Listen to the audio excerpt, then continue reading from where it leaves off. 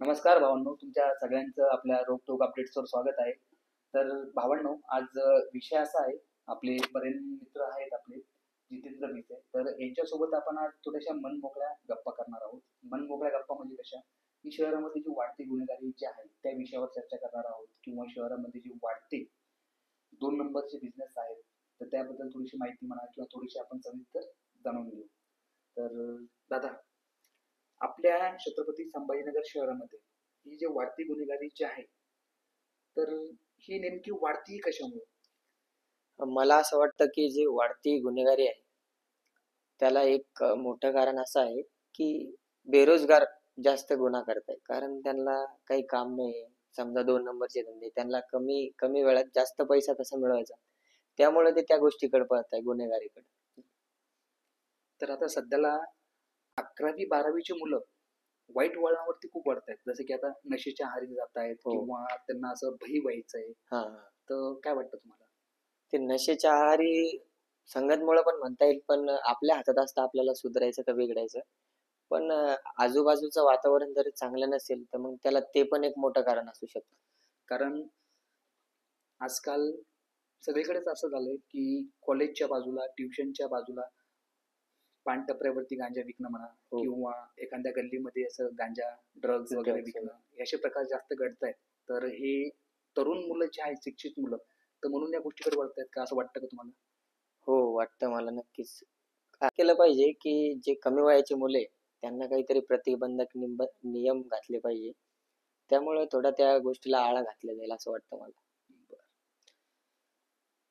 हे झालं. परत आणखी आपल्या छत्रपती संभाजीनगर शहरामध्ये 11वी 12वीची जे मुलं आहेत, तर हे मुलं कुठल्या दिशेने जास्त जात आहेत? हे मुलं म्हणजे व्यसन वगैरे त्याच्याकडेच जास्त जायचंय. पुड्या खाणं, दारू पिणं कमी वयापासूनच, सिगरेट ओढणं. कारण कॉलेजच्या आजूबाजूला पानटपऱ्यामध्ये या सगळ्या गोष्टी सहज मिळून जातात. बरोबर आहे. आणि त्यांना वयाचं बघत नाहीत पानटपरीवाले पण, त्यांना देऊन टाकतात. बरोबर आहे. मग त्याला आळा कसा घालला जाईल? कोणालाही दिलं तर नशेचा पदार्थ, तर मग तो वाईट वळणाराच लागेल ना. बरं, हे जे वाईन शॉपवाले जे आहेत ते, तर हे कुणाची वय मर्यादा बघून असं विक्री करतात का त्यांची असं ड्रिंक? त्यांना असं बोलता नाही येणार, कारण ते देत असतील बहुतेक, पण त्या गोष्टी त्यांना पण कळायला पाहिजे ना, ज्यांचं वय कमी आहे ते आपण ती वस्तू का खरेदी करावं. कारण शासनाचे तर नियम आहेत, नियम आहेत 18 ते 21 वर्षापर्यंत कुठल्या गोष्टी भेटतात, कुठल्या गोष्टी नाही भेटत भेटत नाही. नाही. पण जर कधी दुकानदारांना गोष्ट जर कधी विकलीच नाही, हा. तर कुठं ना कुठं आळा बसू शकतो का? हो, खूप मोठा फरक पडेल. जर समजा तो 1-2 वेळेस गेला, तो दुकानदार त्याला बोलला मी तुला नाही देऊ शकत, तुझं वय कमी आहे, तर मग तो तिसऱ्या वेळेस जाणार नाही. मग त्यावेळेस तो म्हणन अरे आपलं वय कमी आहे, आपल्याला ही गोष्ट बरोबर नाही, मग तो ती गोष्ट वळणार नाही जास्त. बरोबर. जर कधी हे जे सेल्समॅन असतील, किंवा माझ्यासारखे, किंवा आपल्यासारखे जे विक्रेते असतील, हा. ते कुठलेही असो, त्यांनी जर कधी स्वतःचा फायदाच जर कधी पाहतायत का, बघितलं. असं वाटतं तुम्हाला? हो, ते तर बघतायच ना, स्वतःचा फायदा तर कोणी पण बघेल. कारण एक व्यवसाय म्हटलं तर स्वतःचा प्रॉफिट कोणीही बघेल, कोणी. बरोबर आहे. पण त्या प्रॉफिट सोबत तो समोरच्याच्या आयुष्यासोबत खेळतोय, असं तुम्हाला वाटत नाही का? ते काय त्यांचा आता बिझनेस आहे, त्यांना चाललं तर त्यांना आनंदच भेटणार आहे. किती पण कस्टमर आले तर त्यांना आनंदच होणार आहे. ते थोडं बघतील कोणाची लाईफ उद्ध्वस्त होतीये का, कोणाचं करिअर खराब होतंय का, त्यांना त्याच्याशी काही घेणं देणं नसतं. हे जे फूड अँड ड्रग्स वाले जे डिपार्टमेंट आहे, तर त्यांनी थोडेसे पावलं जे आहेत ते थोडेसे प्रगतीशील उचलायला पाहिजे का नाही पाहिजे? हो, पण ते ऑलरेडी 2 नंबरच्या धंद्यात असले तर मग ते ते तर वाईटच वळण लावतील ना लोकांना, त्यांचा धंदा वाढावा म्हणून. बरोबर आहे. कारण आपल्या शहरामध्ये आजकाल तरुण मुलं जे आहेत, तर ते बहिगिरीकडे जास्त वळत आहेत. रील्स, एखादी रील्स पाहणं, हा. किंवा त्याच्यासारखं एखादा स्टंट करणं, हा. गाडी पळवणं, हा. किंवा म्हणा, किंवा असे बंदूक वगैरे म्हणा, किंवा अशा गोष्टी फायरिंग. थोड्याशा भाईगिरी सारखे हा. जास्त करतायत का? तर भांडण. तुम्हाला काय वाटतं, म्हणजे मुलांना आळा कसा बसला पाहिजे? तर मला असं वाटतं की जिथं भांडण झालेले तिथं पोलीस तर पोहोचतातच. मग ते भेटल्यानंतर त्यांना शिक्षा करायला पाहिजे, असं सोडून नाही दिलं पाहिजे. म्हणजे त्यांना प्रतिबंध होईल ना मग त्या गोष्टीचा. अरे यार आपण हे नाही केलं पाहिजे, नाहीतर असं होईल. मग ते पोलीस निरीक्षकांना पण त्याच्याकडे जास्त लक्ष दिलं पाहिजे. प्रत्येक डिपार्टमेंटने जर कधी आपापली जबाबदारी जर कधी व्यवस्थित पार पाडली, तर शहरामधली जी वाढती गुन्हेगारी जी आहे तर तिला आळा बसू शकतो का? नक्कीच बसेल दादा, नक्कीच. नक्कीच. हो. आता जसं की तुम्ही कॉलेजमध्ये आहात, हो. तुम्ही शिक्षण घेत असताना तुमचा अनुभव काय? तरुण आता मुलं जे आहेत ते अभ्यासाकडे जास्त वळतायत का दुसऱ्या गोष्टीकडे जास्त वळतायत? आता तरुण वय म्हणल्यावर ते कसं असतं, ते ओपन थोडंसं माइंडेड हां, थोडं. बरोबर आहे. थोडं मॅच्युअर व्हायला लागलं का मग मुलं म्हणा, मुली म्हणा, आता ते वेगळ्या गोष्टी म्हणजे लव्ह अफेअर वगैरे त्यांच्याकडे जास्त वळतात. कारण ठीक आहे, एक हुडपणा हां, असतो. एक हुडपण्यामध्ये त्या सगळ्या गोष्टी घडतात. कळतं. पण हुडपण्यामध्येच काही गोष्टीच्या मुलं आहारी चाललेत, आणखी त्याच्या अधीन होऊन हो. त्याचे व्यसन लावून घेतायत. हां, तर त्याच्या आहारी होत आहेत. बरोबर. मग नंतर त्याच गोष्टी परत करतायत. हो, ते तर होतंयच ना, कारण त्यांना त्या गोष्टी करून आनंद मिळतोय ना, तर मग ती गोष्ट परत करता येईल. आपलं शिक्षण वगैरे सोडून पोरीच्या मागे लागणं, एखाद्या व्यसनाकडे वळणं, आपल्या आई-बापाचे पैसे बर्बाद करणं, याच्याकडे जास्त विद्यार्थी वळतात. आता जसं की तुम्ही जॉब पण करता, हो, कॉलेज पण करता. हो. ठीक आहे. तर तुम्ही जी स्ट्रगल करता, तर हां. तुम्हाला असं वाटत नाही का, की मी एक मोठा अधिकारी व्हावं किंवा हो, मी मोठं काहीतरी करून हो. दाखवावं? मला नक्कीच वाटतं ना, तर म्हणून तर मी तुम्ही एवढं करते. मुलांना काय संदेश देणार? तर माझं असं वैयक्तिक मत आहे, की एखादी वस्तू खरेदी करायला गेलो, तर ते आई-वडिलाच्या पैशाची नसली पाहिजे, ती स्वतःच्या पैशाची असली पाहिजे. आणि ती वस्तू खरेदी करताना आपल्यापेक्षा 10 पटीने आनंद आपल्या आई-वडिलाला झाला पाहिजे. असं काहीतरी केलं पाहिजे. वाह! खूप चांगले विचार आहेत.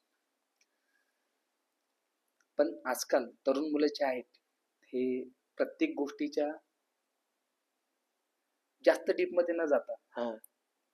फक्त काही गोष्टीची मर्यादा ठेवतात, हो, आणखी लगेच पैसे खर्च करतात हो. किंवा यांना काय वाटतं तुम्हाला नियोजन कसं करायला पाहिजे? त्यांनी आपलं नियोजन आपल्या आई-बापाकडे बघून केलं पाहिजे. कारण आपले आई-वडील कष्ट करतात ना, ते किती कष्ट करतात ते त्यांचं त्यांना माहीत आहे. आपल्या हातात पैसे आले, आई-वडिलांनी पैसे दिले, तर आपल्याला त्याची किंमत राहत नाही.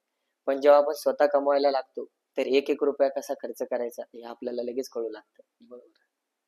त्यामुळे स्वतः जेव्हा कमवायला लागतील, तेव्हाच सगळे शौक पूर्ण करायचे आपले, असं मला वाटतं. बरं. काय इच्छा काय तुमची? तुम्हाला काय वाटतं लाईफमध्ये तुम्ही काय करायला पाहिजे? मला असं बनायचं आहे, की माझ्या आई-वडिलांना माझ्यावर गर्व झाला पाहिजे. मग मी त्याच्यासाठी काही पण करेन. बरं. काही पण म्हणजे काय? काही पण म्हणजे म्हणजे कुठलं क्षेत्र? जॉब करेल, एखादा बिझनेस करेल. म्हणजे आई-वडिलांना खुशी कशामुळे मिळते? म्हणजे आपला मुलगा आई-वडिलांना वाईट अभिमान वळणात वाटेल अशी हां, गोष्ट. आपला मुलगा वाईट वळणाला नाही जात इतरांपेक्षा वेगळा आहे. काहीतरी करतोय. तर आपल्या आई-वडिलांना वाटतं, की आपण त्याला सपोर्ट केला पाहिजे. सपोर्ट म्हणजे कसा? तू करतोय ना, तुझ्या हिशोबाने कर. आम्ही तुला रोकटोक करणार नाही. कारण मला तुझ्यावर विश्वास आहे. तो विश्वास कमवायचा आहे मला. जसं की आता मध्यंतरी काळामध्ये तुम्ही कॉमेडीज व्हिडिओ बनवता, हो, हो. बरोबर आहे? तर ही आयडिया तुम्हाला कशी सुचली? तर ही आयडिया झालं असं, की आम्ही असं विचार केला होता, की एखादं पेज बनवू आणि त्याच्यावर रील्स वगैरे टाकू.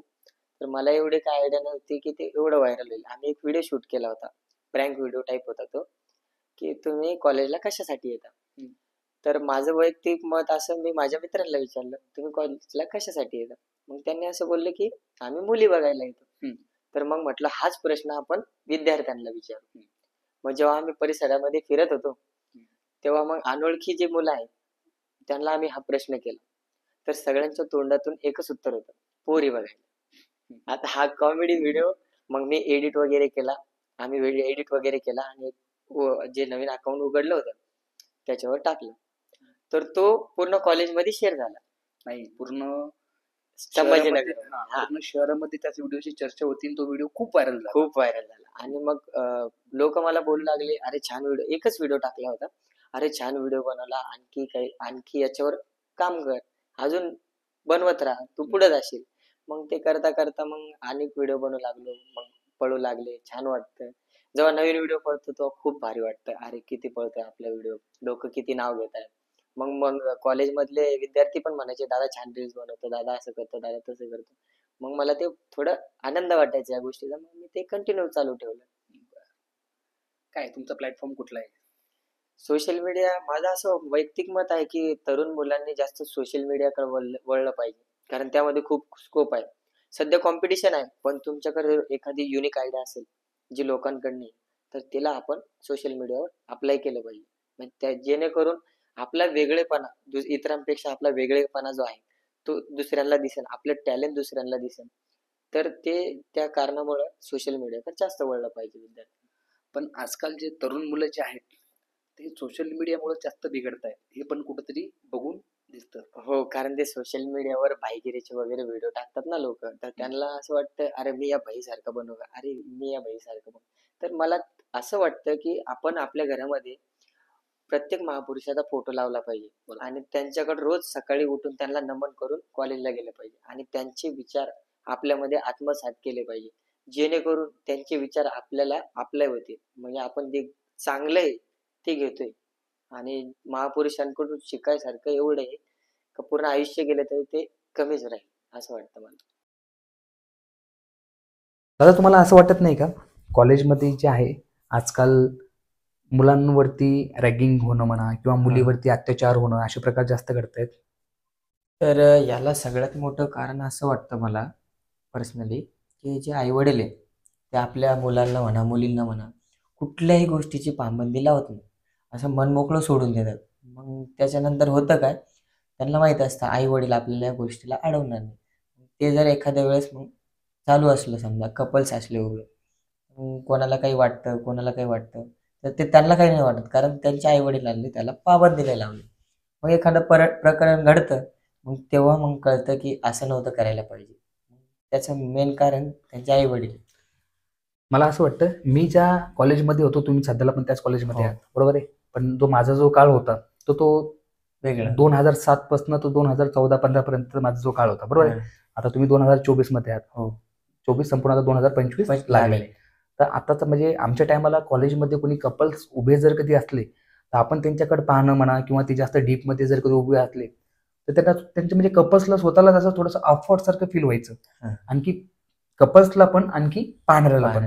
पण आता काय, आता ह्या सगळ्या गोष्टी जे कपल सोबत उभं राहणं, हातात हात धरणं वगैरे म्हणा, ह्या सगळ्या गोष्टी आता म्हणजे नॉर्मल झालेलं आहे. आता याला एवढं काही नाही.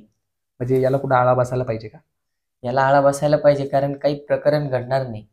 यांनी आई वडिलांनी त्यांना समजावलं पाहिजे. म्हणजे असं म्हणता येईल का पॅरेंट्स मुला मुलींना दाबत नाहीत हो. किंवा असं काही असं रोखोक पावलं उचलत नाहीत, ते काय करतात काय नाही करत. पण एखादं प्रकरण जर कधी घडलं मग त्याची तक्रार वगैरे करणं, हो. त्याच्या विरुद्ध मग आवाज उचलणं अशा गोष्टी करतात. बरोबर. हेच होतंय आजकाल. हे जे तुम्ही बोलला तेच होते आजकाल. मग याच्यावरती काय करायला पाहिजे, हे सगळं कसं थांबलं पाहिजे? हे सगळं थांबवू शकतात ते म्हणजे आई वडील. त्यांनी जर प्रतिबंध घातला की ही इकडे नको जाऊ, हे नको करू, असं नको करू, तसं नको करू, ते थोडं कुठंतरी आटोक्यात येईन, थोडं आळा घातला जाईल त्याला. मला असं वाटतं की माझी जी लाईफ होती, जसं की आता मी जसं लहानाचा मोठा झालो, तुमच्यामध्ये माझ्यामध्ये वयाचा जो फरक आहे, हो. तर मला आधी खूप वेगळं वाटायचं. वेगळं म्हणजे कसं, की आताची जी जनरेशन आहे, तर त्या आताच्या जनरेशनला प्रत्येक गोष्ट खूप सोपी वाटते. नॉर्मल आणखी वाटते. आमच्यासाठी कसं गाडी घेऊन फिरणं किंवा गाडीमध्ये फिरणं तर आम्ही खूप खुश व्हायचो. हो. पण आजकालच्या तुमच्या जनरेशनमध्ये आता सध्याला 90% म्हणा किंवा 60% मुलं फोर व्हीलरच म्हणजे आई वडिलांच्या हो. म्हणजे अशा घरच्या गाड्याच घेऊन डायरेक्ट कॉलेजला येतात. बरोबर. तर मग याने अपघात जास्त होणं म्हणा किंवा एखाद्याला उडून देणं हां. असे प्रकार पण जास्त घडतात. हो, अपघात वगैरे खूप जास्त होत आहे कारण ड्रिंक अँड ड्राईव्ह असं म्हणता येईल त्याला. Drink and drive. बरोबर आहे. कारण व्यसनाकडे वळलेले मुलं काय करतात, समजा संध्याकाळी घेतली तर घराकडे येत असल्या तर गाडी पळवतात. मग त्यामुळे अपघात होतो. दुसरं काय होणार आहे? हे सगळं नियंत्रणात कसं येईल, काय करायला पाहिजे याच्यावर? शासनानं कुठले पाऊल उचलायला पाहिजे? शासनानं म्हणा किंवा आपल्यासारख्या तरुण बेरोजगार मुलानं किंवा शिक्षित मुलांना किंवा ज्याच्यावरती जिम्मेदार आहेत त्या मुलांनी काय करायला पाहिजे? माझं तर म्हणणं आहे की आधी या गोष्टीला आपण व्यसनाकडे वळलंच नाही पाहिजे. ते आदत म्हणून लावून घेतली नाही पाहिजे ती गोष्ट. जर दारू म्हणा, सिगरेट म्हणा, गांजा म्हणा, हे जे 2 नंबरचे ब्लॅकमध्ये दारू विकतात, तिकडे जर आपण गेलोच नाही, आपल्याला जर व्यसन लागलं नाही, तर मग आपण एकदम सेफ आहे. जर आपण व्यसनाकडे वळत असलो, तर मग याला आळा घालता नाही येणार. नाही ना. नाही. आपल्या शहरामध्ये आता सध्याला प्रत्येक कॉलेजमध्ये रोज कुठले ना कुठले प्रकार घडत आहेत. हो. ठीक आहे. तर कॉलेज प्रशासन या सगळ्या गोष्टी जिम्मेदारी घेईल का? कॉलेज प्रशासन याची जिम्मेदारी घेऊ पण शकतं आणि घेऊ पण नाही शकत. कारण असं काही प्रकार घडला विचित्र, तर त्याला एखाद्या वेळेस काय होऊ शकतं, पोलीस याला नियंत्रणात आणू शकतात. ठीक आहे, हे तर पोलिसाचं कर्तव्यच आहे. हो. पोलीस प्रशासनाचं हो. सगळीकडे लक्ष असतं. बरोबर. ते ठीक आहे, तो भाग वेगळा झाला म्हणता येईल. पण कॉलेजच्या पण म्हणा, कॉलेज असतील, ट्युशन्स असतील, क्लासेस जे काही असतील तर त्या सगळ्यांचे पण काही ना काही असे नियम पाहिजे ना, की आपल्या या परिसरामध्ये या गोष्टी अलाउड नाही पाहिजे. त्यांनी पण तितकं स्ट्रिक्ट केलं पाहिजे ना. हो. काही कॉलेजमध्ये आहे. आता मी ज्या कॉलेजमध्ये आहे, देवगिरी कॉलेजमध्ये, तिथं आहे, प्रतिबंध आहे. पण पण काही गोष्टी म्हणा, आता कितीही आळा घातल्या तर घातल्या नाही जात त्याला आळा. कारण फ्री ते फ्रीच राहणार आहेत ना, मुलं-मुली तर सोबत राहिले ते कॅज्युअल गोष्ट आहे. पण असं आमच्या कॉलेजमध्ये आहे प्रतिबंध, कपल्स उभं नाही राहायचे वगैरे. वॉचमॅन लोकं वगैरे खूप स्ट्रिक्ट आहे. ठीक आहे. खूप चांगलं वाटलं तुम्हाला भेटून. थँक्यू. मला पण खूप आनंद झाला तुम्हाला भेटून. चला भावांनो, भेटू आपण आणखी आपल्या दुसऱ्या व्हिडिओमध्ये.